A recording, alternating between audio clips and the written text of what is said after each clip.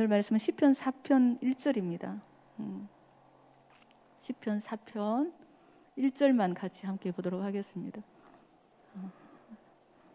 같이 읽겠습니다. 내 의의 하나님이여, 내가 부를 때 응답하소서. 곤란 중에 나를 너그럽게 하셨사오니 내게 은혜를 베푸사 나의 기도를 들으소서. 아멘. 예, 여러분, 시편 4편은 다윗의 시거든요. 학자들에 의하면 이 시편 4편은 다윗이 그 아들 압살롬이 반란을 일으켜서 예루살렘으로 쳐들어오잖아요. 그때 이제 예루살렘을 빠져나가면서 도망하면서 한 이틀째 되던 날 저녁에 이렇게 하나님 앞에 정말로 그 절절한 심령을, 얼마나 마음이 정말로 폭복했겠어요. 다른 사람도 아니고 아들이 반란을 일으켜서 아버지를 죽이려고 그렇게 쫓아오는 상황이니까 말할 수 없는 그런 절망 가운데 하나님 앞에 말씀을 붙들고 기도하는 내용이 바로 시편 4편이라고 얘기를 하고 있습니다. 그래서 좋은 시들이 참 많이 있죠. 우리 청년부 헌신 예배 때 우리 황영태 목사님이 저희가 풀꽃이라는 그 시가 그 바깥에 그 대로변에 그 교제실 앞에 거기에 작은 풀꽃들이 막 피어 있을 때 그 풀꽃이라는 시를 우리 이호생 권사님이 이렇게 나무 이렇게 판에다가 적어서 이렇게 꽂아 놓은 게 있거든요. 보신 적 있으신지 모르겠어요. 그 나태주 시인의 시인데 그 시를 가지고 그냥 굉장히 감동적으로 그냥 풀어서 말씀을 해주셔가지고 제가 깜짝 놀라서 우리 교회에 그 목사님이 아마 착각을 하셔서 풀잎이라고 그러셨는데 풀꽃입니다. 풀꽃. 그래서 이 나태주 시인을 저도 굉장히 좋아하거든요. 시집이 여러 권 있는데 그분은 이렇게 짧고 강렬하지만 뭔가 생각하게 하는, 마음에 이렇게 와닿는 그런 시들을 참 많이 쓰셨어요. 연세도 많으셔요. 기독교인이고. 근데 이분이 쓴 풀꽃이라는 시가 3개가 있거든요. 풀꽃 1, 풀꽃 2, 3 있는데 그 중에 하나가 더 짧은 시가 있어요. 풀꽃 이래가지고 어떻게 나오냐면은 기죽지 말고 살아봐. 풀꽃 아시죠, 여러분? 애기 손톱보다 더 작아요. 그래서 스쳐 지나가면 보이지도 않는 그런 꽃이거든요. 근데 기죽지 말고 풀꽃, 기죽지 말고 살아봐. 꽃 피워봐. 참 좋아. 딱 이렇게 3단락이거든요. 근데 크고 화려한 꽃이 얼마나 많습니까? 그 가운데 기죽지 말고 살아보라는 거죠. 네가 비록 작지만 기죽지 말고 꽃 피우면서 살아보라는 거죠. 그러면은 참 좋아. 이게 이제 시를 통해서 우리가 이렇게 느끼는 여러 가지 그런 의미들이 있잖아요. 그래서 일반적으로 우리 같은 그 소시민들, 크고 화려한 거 내놓을 곳 없는 소시민들에게도 기죽지 말고 당당하게 꽃 피우며 살아라는 어떤 그런 격려의 메시지가 담겨 있는 시거든요. 그래서 이 나태주 시인이 강연도 참 많이 다니는데 아주 짧은 시인지 뭐 중학교 여학생 뭐 학생들로부터 시작해가지고 많은 사람들에게 사랑받는 시인이에요. 그래서 일반적인 이런 세상적인 시도 참 감동을 주는 그런 좋은 시들이 참 많이 있죠. 근데 이제 성경에 나오는 시는, 시편은 시적인 문체로 쓰여진 말씀을 모아놓은 책이에요. 그래서 시가서라고 그러거든요. 시편. 그래서 성경에 나오는 시는 우리가 일반적으로 알고 있는 시하고는 성격이 좀 많이 다릅니다. 그래서 시편에 나오는 시는 오늘 읽었던 본문 말씀처럼 대부분 그 하나님에 대한 아주 뜨거운 절절한 심령 고백이 주요 내용이에요. 하나님의 백성들이 삶의 현장에서 하나님의 말씀을 붙들고 살아가잖아요. 그냥 치열하게 고통을 겪기도 하고 시련을 겪기도 하고 그렇게 살아가는 거예요. 오늘 이 본문 말씀도 다윗이 가장 절박한 가운데, 그 심령 가운데 정말 하나님께 부르짖어 하는 기도가 시가 되었잖아요. 그런 것처럼 그렇게 살아가다가 때로는 감사와 기쁨의 순간도 있겠죠. 그렇게 매 순간순간마다 그 하나님 주신 말씀을 붙들고 그렇게 정말 그냥 말씀으로 견디며 살아가다가 그 이후에 그 모든 과정을 거치고 난 이후에 다시 하나님 앞에서 정말로 정직한 심령으로 절절하게 토해낸 말씀이 바로 시편 말씀인 것이거든요. 그래서 이 시편 기자들이 자기들이 이렇게 겪었던 그 모든 그 상황 가운데서 붙들었던 그 하나님의 말씀이 있을 거 아니에요. 이제 그 말씀이 그 인생 가운데서 적용이 된 거예요. 그리고 잘 소화가 된 거예요. 그러고 난 다음에 그 말씀을 하나님 앞에 절절하게 정직한 심령으로 토해낸 말씀이기 때문에 이 말씀, 시편 말씀은 동일하게 그런 어떤 상황을 겪고 지나가는 우리들에게 굉장히 어떤 영적인 유익 있는 그런 말씀이라고들 얘기를 합니다. 그래서 시편을 묵상하게 되면은 마치 다른 말씀도 마찬가지겠지만 특별히 시편은 잘 숙성된 음식을 먹는 것처럼 우리의 영혼에 힘이 되고 영적인 보약을 먹는 것처럼 그렇게 아주 그냥 영적으로 유익한 그런 말씀이 시편 말씀이다라고 많이들 말씀을 하세요. 그래서 여러분도 아시겠지만 시편을 묵상하다 보면 어떻게 이렇게 내 심중을 이렇게 정확하게 표현했을까? 그런 말씀들이 굉장히 많잖아요. 내가 하고 싶었던 어떤 그런 내 내면의 깊은 어떤 그런 절절한 아픔과 고통과 탄식을 이 시편 기사를 통해서 대신 얘기하는 것처럼, 그래서 그 말씀이 굳이 막 어렵고 막 해석을 해야 되고 그런 게 아니고 그대로 우리의 심령 가운데 깨달아지는, 그래서 많이 우리에게 힘이 되는 그런 말씀이기도 합니다. 그래서 평소에 말씀 통독을 쭉 해나가시다가 시편은 그냥 매일 한 편씩 읽어도 참 좋아요. 그냥 한 편씩 쭉 묵상을 하면서 그때그때 주시는 그 하나님의 음성을 붙잡는 그런 은혜가 우리들에게도 있기를 원합니다. 오늘 살펴볼 시편 4편에서는 특별히 우리 믿는 자들의 놀라운 특권인 기도와 그 응답에 대한 확신의 내용이 나옵니다. 사실 여러분, 우리가 신앙생활을 하면서 가장 어려운 부분이 바로 기도 응답에 대한 확신이잖아요. 이제 어떻게 하면 응답에 대한 확신을 가지고 흔들리지 않고 끝까지 기도할 수 있을까요? 참 쉽지 않죠. 그래서 오늘 우리 함께 나누는 말씀을 통해서 깨닫는 시간이 되었으면 좋겠습니다. 본문 1절에서 다윗은 이렇게 기도하고 있죠. 내 의의 하나님이여 내가 부를 때에 응답하소서. 곤란 중에 나를 너그럽게 하셨사오니 내게 은혜를 베푸사 나의 기도를 들으소서. 여기서 내 의의 하나님이란 의인이 기도하면 반드시 들어주신다는 뜻이에요. 의인이 기도하면 하나님이 반드시 들어주신다. 하나님은 세상 모든 사람의 기도에 다 응답하지는 않으시죠. 근데 의인이 기도하면 반드시 들으시고 응답하신다고 말씀을 하셨어요. 여기에서 말하는 의인은 하나님 앞에 설 수 있는 다른 자격을 얘기하거든요. 여러분, 죄인들은 하나님 앞에 나아갈 자격도 없을 뿐더러 하나님 앞에 나아가 기도할 자격이 없어요. 왜냐하면 죄로 인해서 하나님과의 관계가 단절되었기 때문에, 근본적으로 막혀있기 때문에 어느 누구도 하나님 앞에 나아가서 말을 하거나 기도할 자격이 없는 거예요. 근데 그 막힌 담을 허물어 주신 분이 누구십니까? 바로 예수 그리스도시죠. 그분이 십자가에 죽으시고 부활하심으로 말미암아 구원의 길을 우리에게 열어주신 거예요. 그게 복음이에요. 그래서 그 복음에 반응을 해서 예수 그리스도를 믿고 영접하는 순간에 죄인이었던 우리의 신분이 성령의 인치심으로 의인의 신분으로 바뀌는 거죠. 죄 문제가 해결된 거죠. 그래서 하나님 앞에 설 수가 있고 하나님 앞에 기도할 수 있는 의인의 자격을 얻게 되는 겁니다. 그래서 칭의라고 그러죠. 원래는 의인이 아니지만 의롭다고 인정해 주시는 의인의 자격을 얻게 되는 겁니다. 그래서 우리가 오늘 이 자리에 있지 않습니까? 우리 모두가 이 복음을 믿음으로 받아들이고 아멘하고 예수님을 영접해서 죄인이었지만 하나님께서 의롭다고 칭해 주시는 의인의 자격을 가지고 기도하는 자리에 나왔잖아요. 그게 바로 하나님이 우리에게 주신 귀한 특권이라는 거죠. 근데 중요한 거는 그런 자격을, 특권을 우리에게 주셨어요. 하나님의 자녀가 되고 난 다음에 그러면 우리가 어떻게 하느냐가 문제의 키이고 해답인 것입니다. 모든 사람들이 예수 그리스도를 믿고 이 특권은 동일하게 주어지거든요. 근데 이 하나님이 주신 하나님이 주신 놀라운 특권을 잘 활용하는 사람이 있고 그렇지 못한 사람이 있다는 거죠. 내가 이제 하나님의 자녀가 되었구나. 이제 예수를 믿고 난 다음에 구원의 확신을 가지고 내가 이제 하나님의 자녀야. 내가 언제라도 힘들 때, 외로울 때, 위기를 만났을 때 하나님의 이름을 부르면 되는구나. 그렇게 믿고 하나님 앞에 나아가서 기도하는 훈련을 평소에 자꾸 해봐야 되는 거예요.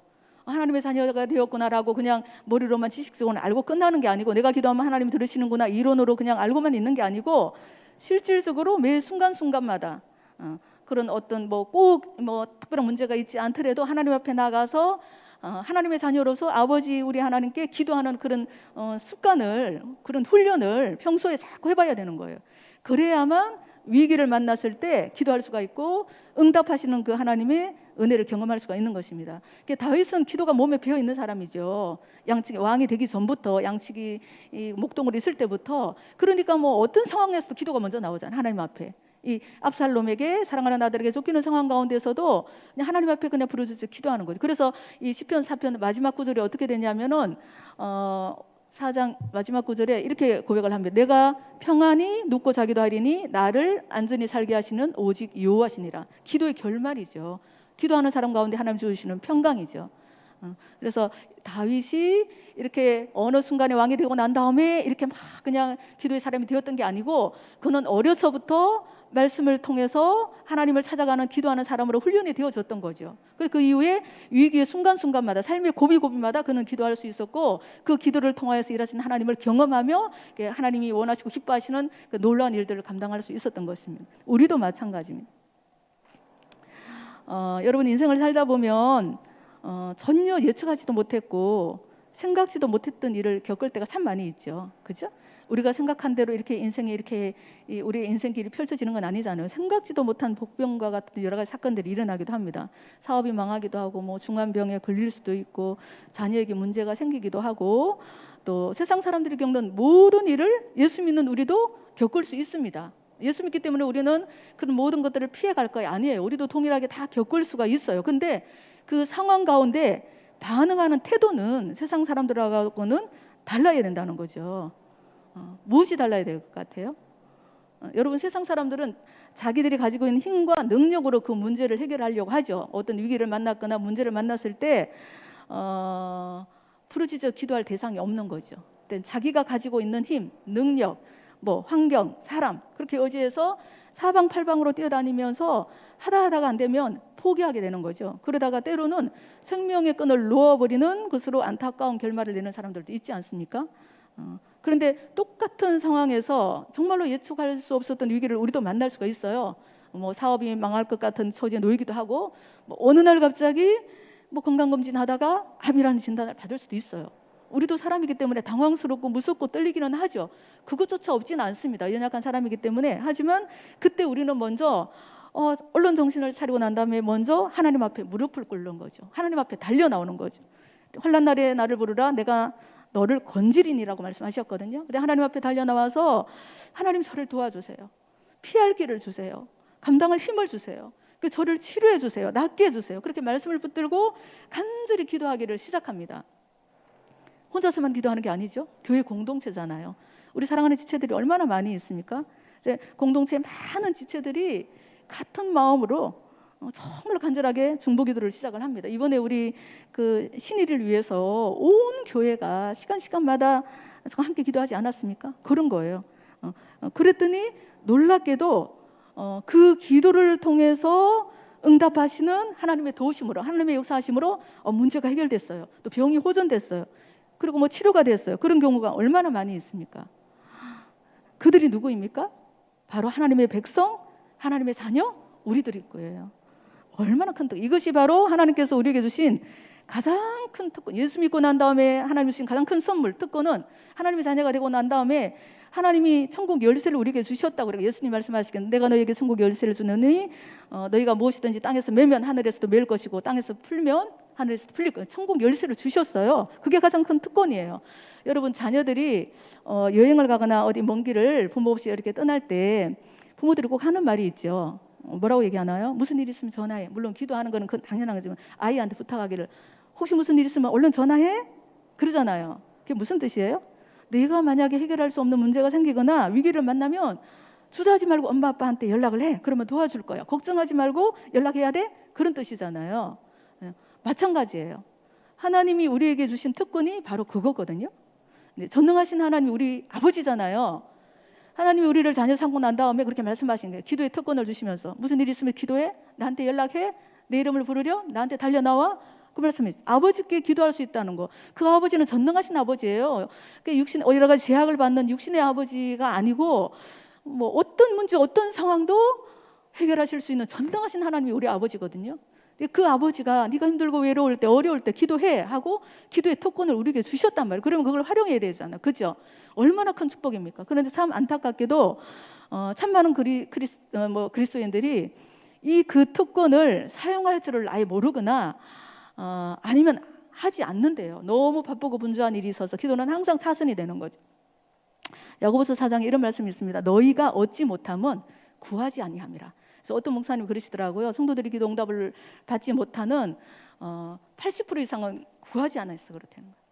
뭐 기도했는데 응답 안 되고 그런 경우는 정말 그냥 하나님의 때가 아니어서 뭐 20% 정도 뭐 이렇게 있지만 대부분은 기도하지 않아서 그냥 얻지를 못한다는 거예요. 너희가 얻지 못하면 구하지 아니하기 때문이다 그렇게 말씀하셨거든요.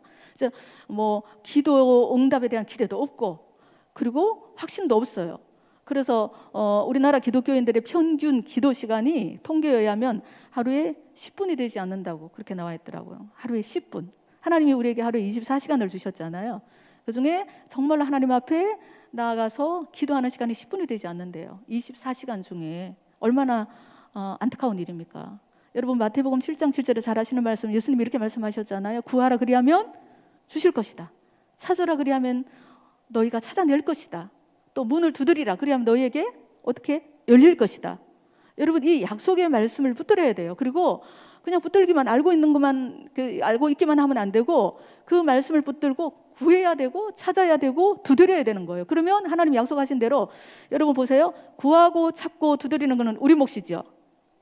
구하고 찾고 두드리는 우리 몫이에요. 그러면 하나님이 어떻게 하신다? 주실 것이다. 찾아낼 것이다. 열릴 것이다. 이거는 하나님의 영역인 거예요. 근데 우리가 구하고 찾고 두드리지를 않아요. 그러면 하나님 일하시지 않는 거죠. 우리 모두 이 확신을 가지고 그런 말씀들이 기도 응답에 대한 그 기도 너희들이 기도하면 내가 응답하겠다는 말씀들이 성경에 무수히 많잖아요. 환난 날에 나를 부르라. 그러면 너는 내게 부르짖으라. 내가 응답하겠고. 얼마나 많은 말씀들이 있습니다. 그런데도 우리가 이 말씀이 우리의 삶의 실제가 되지 못한다는 건 참 안타까운 일이죠. 여러분 하나님은 정말로 기도를 통해서 역사하시는 분입니다. 그런데 알고 있죠. 여기서 몰라서 기도 안 하는 분은 없어요. 다 나 많이 기도하고 싶은데 새벽 예배도 하고 싶은데 근데 마음은 원이로되 육신이 연약하여 잘 못하는 경우가 많죠. 사실은 모든 신앙생활은 훈련이에요. 예배도 훈련이고요. 말씀 읽는 것도 훈련이고 그리고 기도도 마찬가지입니다. 어느 날 갑자기 기도의 사람이 되는 경우는 없어요. 오랜 시간 동안 훈련을 통해서 조금씩 습관이 되는 거죠. 거룩한 습관, 기도가 습관이 되고 그리고 영적인 깊이가 이제 더해지면서 그 이후에 범사에 기도가 첫 번째인 사람이 될 수가 있는 것입니다. 저도 새벽 예배를 처음에 시작할 때요, 일주일에 한 번 시작했어요. 처음부터 날마다 그렇게 안 해서 일주일에 한 번. 그러다가 그것이 조금 이제 습관이 되고 난 다음에 2번. 그래서 이거는 정말 그냥 우리의 어떤 노력이 필요하고요. 하나님 앞에 처음 믿음의 선한 싸움이죠. 그리고 어떤 이런 이 거룩한 습관을 세우기 위해서 이렇게 필요한 그런 시간들도 있습니다. 그래서 이런 훈련을 통해서 이렇게 거룩한 습관이 되어지고 난 다음에 그 다음에 내가 살아가는 삶의 순간순간마다 내가 막 억지로 노력하지 않아도 저절로 기도하는 자리로 성령께서 내 발걸음을 인도하시는 거죠. 내가 달려 나오는 거죠. 누가 기도하라고 얘기하지 않아도 내가 먼저 달려 나오게 되는 거죠. 그런 은혜가 우리에게 있게 되기를 원합니다. 이제 예수님도 신약 성경을 쭉 읽어보면 예수님의 사역을 사복음서 읽어보면 예수님께 대해서 습관을 따라 기도하러 가셨다라는 이런 표현이 굉장히 많이 있거든요. 우리 예수님도 기도가 습관이 되셨어요. 그분의 삶 자체가 기도였거든요. 그래서 그렇게 사역을 하시다가 예수님이 십자가 지시기 전에 붙잡히시기 전에 제자들과 함께 겟세마네 동산에 기도하러 가셨잖아요. 그리고 제자들에게 얘들아 내가 심히 고민이 되어 죽게 되었으니 나를 위해 기도해달라고 부탁을 하셨어요. 그리고 이제 떨어져서 예수님의 기도를 하셨죠. 근데 예수님은 정말 그냥 땀이 핏방울처럼 되도록 정말로 간절히 기도했는데 성경에 보면 제자들은 1시간도 깨어있지 못했더라고 말씀하고 있습니다. 왜 그랬을까요? 평소에 기도의 습관이 되어 있지 않았던 거죠. 예수님이 그렇게 간곡하게 부탁하는 제자들이 하기 싫어서 일부러 안 한 게 아니고 예수님이 그렇게 간곡하게 부탁을 하셨기 때문에 예수님이 오죽하면 내가 심히 고민이 우리 예수님이 그렇게 막 능력을 행하시던 예수님이 제자들에게 내가 심히 고민이 되어 죽게 되었으니 나를 위해 기도해달라고 그렇게 부탁을 하셨으니까 얼마나 기도하고 싶은 마음이 내가 기도를 해야 되겠다. 예수님이 마음이 힘드신가 보다 이런 마음이 왜 들지 않았겠어요. 그런데도 불구하고 마음은 원이지만 육신이 연약하여 기도하는 자리. 왜냐하면 평소에 기도 습관이 되어 있지 않았던 거죠. 그래서 결국에는 어떻게 됐습니까? 기도에 승리하셨던 예수님은 십자가 사명을 감당하셨어요. 승리하셨어요. 근데 기도에 실패했던 제자들은 예수님이 붙잡히는 순간에 모두가 예수님을 다 버리고 도망갔다고 얘기하고 있습니다. 여러분 우리도 마찬가지입니다. 기도에 실패하면 인생이 실패할 수도 있고 기도에 성공하면 인생이 성공할 수도 있습니다. 우리의 어떤 그런 노력으로 인생에 성공하고 뭐 실패하는 게 아니고 기도하면 우리 사랑하는 자녀들도 마찬가지. 그래서 우리가 자녀들을 위해서 기도하는 거잖아요. 자녀들의 인생을 하나님이 붙들어 주시도록 기도하는 이유가 우리가 할 수 있는 뒷바라지를 하지만 궁극적으로 하나님께서 붙들어 주셔야 그 아이들의 인생이 하나님 앞에서 성공한 자로 살아갈 수 있기 때문에 그렇게 기도하는 거거든요. 기도가 그렇게 정말로 중요한 거죠. 그래서 기도의 습관을 들일 수 있는 우리 사랑하는 모든 어머니들이 되셨으면 좋겠습니다. 근데 내가 우리 교회 같은 경우에 내가 따로 그래 이제 오늘부터 정말 내가 기도의 습관을 들이기 위해서 이렇게 기도해야지, 그렇게 하지 않아도 교회에서 하는 기도 시간이 있잖아요. 날마다 드리는 새벽 예배 기도 시간 중에 일주일에 한 번이라도 나와야지, 요일을 정해서. 그리고 금요 주라 예배 시간에 빠지지 않고 나와서 찬양하고 기도하고, 또 뭐 어머니 기도회 같은 경우에 빠지지 않고 그냥 지속적으로 참수고, 그러다 보면, 그래서 꾸준히 그렇게 기도하는 시간에 참여하다 보면 나도 모르게 기도의 습관이 생기는 거예요. 목사님께서 말씀하셨잖아요. 믿음은 동사다, 움직이는 것이다 라고 말씀하셨죠. 그래서 일어나서 교회에서 하는 기도의 자리에 참석을 해야 돼요. 그건 내가 해야 되는 거죠. 집에 있다가 어머니 기도의 시간이네, 철야 예배 시간이네, 뭐 그런 어떤 기도 시간이 있을 때 내가 일어나야 되는 거예요. 자리에서 털고 일어나서 기도의 자리에 참석하는 것은 우리가 해야 되는 거죠. 그것은 힘을 써서 우리가 해야 되는 겁니다. 그렇게 하다 보면 자연스럽게 기도가 습관처럼 몸에 배이게 되는 것입니다. 그러면 혹 위기를 만나도, 그렇게 하다가 위기를 만나도 하나님께 달려나와 부르짖어 기도할 수 있게 되는 거죠. 여러분 정말로 쉽지 않습니다. 정말로 평소에 기도가 습관되지 않고 그러면은 우리가 뭐 정말로 그냥 위급한 상황을 만나면은 당장 달려 나올 것 같죠. 발이 안 떨어지고 안 나와요, 기도가. 평소에 그냥 꾸준히 내가 뭐 능력 있게 대단하게 어떻게 기도를 하지 않더라도 그냥 기도하는 시간마다 참여해서 이렇게 기도가 자연스럽게 몸에 배어 있으면 매 순간순간마다 어떤 문제가 있을 때마다 하나님 앞에 달려 나올 수 있도록 성령께서 우리를 인도해 주시는 거죠. 그런 은혜가 우리 모두에게 있게 되기를 원합니다. 그리고 그 시편 4편 1절 중에 이런 내용이 있죠. 곤란 중에 나를 너그럽게 하셨사오니, 다윗이. 이거는 이제 과거를 회상하면서 하는 거예요. 이전에도 수없이 많은 위기를 겪었어요. 수없이 많은 곤란한 상황을 겪었어요. 근데 하나님께서 나를 너그럽게 순탄하게 지나가게 하셨다라고 고백을 하면서 하나님 지금 이 상황 가운데서도 하나님이 간섭하셔서 지금 이 힘들고 어려운 상황도 너그럽게 지나가게 하실 줄로 믿습니다라고 고백하는 거죠. 여러분, 하나님 백성의 또 가장 큰 자산은 뭐냐면 위기 때에, 신앙생활을 쭉 하면서 위기 때에 하나님이 나를 도우신 경험이에요. 하나님이 나를 도우신 경험. 정말로 사방으로 우겨 삼킴을 쌓임을 당한 것 같은 상황 가운데서 나를 각자 다르거든요. 내가 이 상황에서 이렇게 외로웠는데, 이렇게 힘들었는데, 이렇게 무서웠는데 하나님께 기도했더니 하나님께서 이렇게 인도해 주셔서, 하나님께서 이렇게 도와주셔서, 그런 경험들이 있죠. 그것이 굉장히 큰 재산인 거예요. 그래서 다윗이 그 고백을 하는 거죠. 곤란 중에 나를 이전에 너그럽게 하신 것처럼 지금도 하나님께서 함께 하실 줄로 믿습니다라고 고백하는 거죠.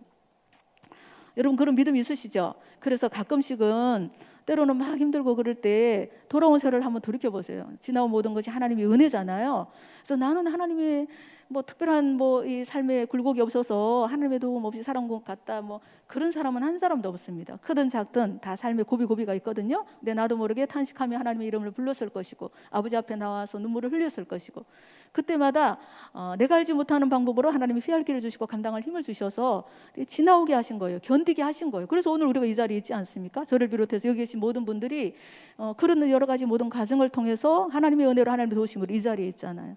근데 거기에 기도가 쌓이게 되면, 기도의 내공이 더 쌓이게 되면 훨씬 더 정말 이렇게 하나님이 주신 그 은혜와 사랑으로 더 적극적으로 그 고난을 이기고 믿음을 지킬 수가 있는 것입니다. 우리 모두가 그런 은혜가 있게 되기를 원합니다.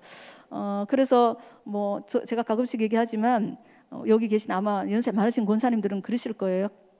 제가 일교구를 담당하니까 일교구 어르신들 들어보면 정말 산전, 수전, 공중전 뭐 다 겪으신 분들이잖아요. 그 가운데 살아오면서 하나님의 은혜를 경험하신 분들이 굉장히 많거든요. 그러니까 뭐라고 말씀하시냐면 이제는 세상 두려운 것이 없다는 거예요.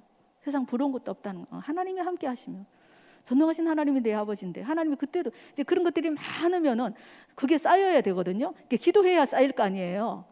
기도해서 그런 응답을 받고 하나, 둘, 셋 이렇게 살아오면서 그게 이렇게 차곡차곡 쌓여 있으면 이제 신앙의 연륜이 쌓이면 쌓일수록 갈수록 이제 그게 재산이 되는 거죠. 그래, 하나님이 그때도 이렇게, 하나님이 이렇게도 역사하셔서, 근데 내가 지금 이 문제 가운데 기도하면 되지 뭐. 방법이 그거지. 하나님 앞에 달려나가 기도하면 되지.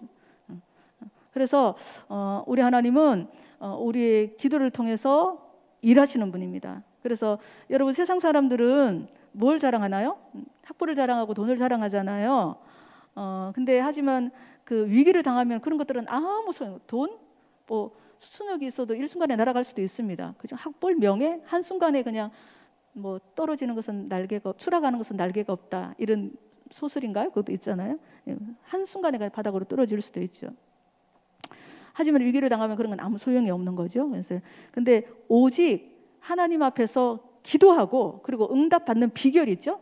그것을 아는 자만이 세상에서 승리할 수 있습니다. 궁극적으로. 이런 사람이 만약에 한 명만 있어도 주변 사람들까지 다 살릴 수가 있는 거예요. 여러분 사도행전 27장에 보면 사도 바울이 탄 배가 유라굴로라는 엄청난 광풍을 만났거든요. 그래서 모두가 죽을 수밖에 없는 위기에 처했어요. 근데 기도하는 하나님의 사람 사도 바울 한 사람으로 인해서 그 배에 타고 있던 276명이 다 살아나는 그런 놀라운 기적이 일어나지 않았습니까? 그래서 기도하는 한 사람이 그 공동체를 살릴 수도 있는, 나만 사는 게 아니에요. 기도하는 그 한 사람으로 인해서 그 공동체가 살아날 수 있는 거죠. 여러분 우리가 바로 그런 사람이 되기를 원합니다. 우리 모두가 여기 계신 분 모든 분들이 그런 기도하는 하나님의 사람이 되기를 원합니다. 하나님의 백성이 가진 가장 큰 힘은 재능도 아니고요, 돈도 아니고 명예도 아닙니다. 기도하면, 내가 기도하면, 우리 사교구 헌신 예배 보니까 전능하신 하나님은 아빠 이렇게 사교구다워요. 그죠? 아빠. 굉장히 정감 있잖아요. 아바, 아버지 할 때 그 아바가 아빠라는 느낌이거든요. 애칭이거든요. 아빠. 아빠한테 못할 말이 어디 있어요. 그죠? 예, 하나님이 백성이, 우리 하나님의 자녀인 우리가 가진 가장 큰 힘은 내가 이렇게 돈이 많아, 내가 이렇게 능력이 있어, 그게 아니에요. 나는 무슨 문제든지 간에 어떤 상황에서도 기도하면 전능하신 하나님이 내 아버지야. 그 하나님이 내 기도를 들으신다는 그 믿음이 있는 거예요. 여러분 그 믿음을 꼭 가지시기 바랍니다. 그리고 그 믿음을 가지고 어떻게, 믿음만 가지고 있으면 어떻게 돼요? 그렇게 믿고 구해야 되잖아요. 그죠? 믿음을 가지고 그 말씀을 붙들고, 하나님이 약속하신 이 말씀을 붙들고 어떻게 해야 돼요? 기도의 자리로 나와야 되죠. 기도의 자리에 있는 것. 그리고 바쁘고 분주한 시간 중에서도 우선적으로 기도 시간을 확보해야 돼요. 24시간이 우리에게 동일하게 주어졌지만 그 시간 중에 우선적으로 기도 시간을 확보하는 것. 뭐 다 하고 남은 시간에 기도하는 게, 여러분 24시간이라는 시간이 눈 깜짝할 새에 지나가지 않습니까? 요즘 세월이 하도 빨라서. 그래서 내가 미리 확보해서 어떤 시간을 기도하는 시간을 정해놓지 않으면, 말씀 있는 시간을 정해놓지 않으면 24시간이 언제 지나, 아침에 눈을 떴는데 어느덧 잠자리 들 시간이에요. 그러니까 미리 우선적으로 기도 시간을 확보해서 정말로 그냥 하나님께 기도하는 시간을 가지는 거, 그게 중요한 거죠. 그래서 그 기도의 거룩한 습관이 내 삶에 뿌리 내리도록 해야 돼요. 우리 여기 젊은 엄마들은 많은데 그렇게 조금씩 그렇게 습관이 되어서 거룩한 습관으로 이 기도가 내 삶에 자리 잡게 되면 그러면은 그 삶 가운데에 기도를 통해 일하시는 하나님을 많이 경험하게 될 거예요. 매사에 매 순간마다 하나님 앞에 엎드려 기도하는 것이 습관이 되기 때문에 그렇게 할 수가 있는 것입니다. 그것이 바로 또 우리의 사명인 거예요. 우리는 내가 나 그렇게 하고 싶지 않아, 그렇게 안 해도 되는 게 아니고, 하나님이 우리에게 가정을 맡겨주셨고 자녀를 맡겨주셨기 때문에 우리에게 가정의 파수꾼으로 정말로 우리 기도로 섬기라는 사명을 주셨기 때문에 반드시 해야 되는 사명인 것입니다. 여러분 기도는 이론이 아닙니다. 오늘도 기도할 텐데 이론이 아니에요. 기도는 실제입니다. 실제. 그래서 기도하는 우리 한 사람으로 인해서 우리 가정이 살 거예요. 정말 믿으시죠? 나 기도하는 나를 통해서 우리 가정이 살 거야.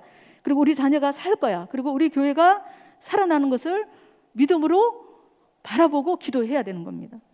여러분 하나님은 우리 기도를 통하여 일하시는 분이세요. 목사님이 주일날 설교 말씀 중에도 그런 말씀 하셨거든요. 기도를 통하여 일하신다.